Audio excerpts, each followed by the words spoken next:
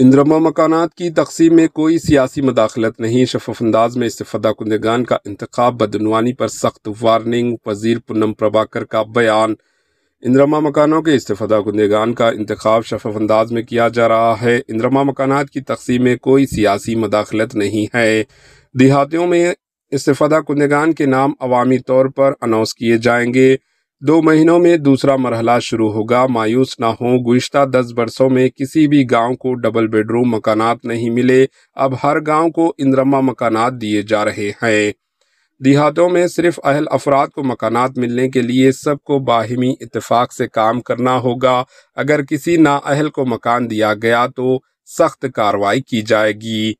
ریاستی وزیر پونم پربھاکر نے یہ بات کہی۔ انہوں نے کہا کہ حکومت کی طرف سے شروع کیے گئے باوقار اندرما مکانات صرف ان غریبوں کے لیے ہیں جن کے پاس گھر نہیں ہے۔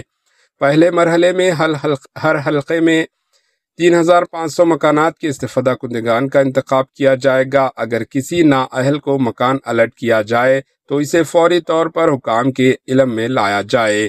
اگر انتخاب میں بدعنوانی یا نااہل افراد کا انتخاب کیا گیا تو سخت کارروائی کی جائے گی۔ انہوں نے کہا کہ مکمل چھان بین کے بعد ہی استفادہ کنندگان کا انتخاب کیا جائے گا۔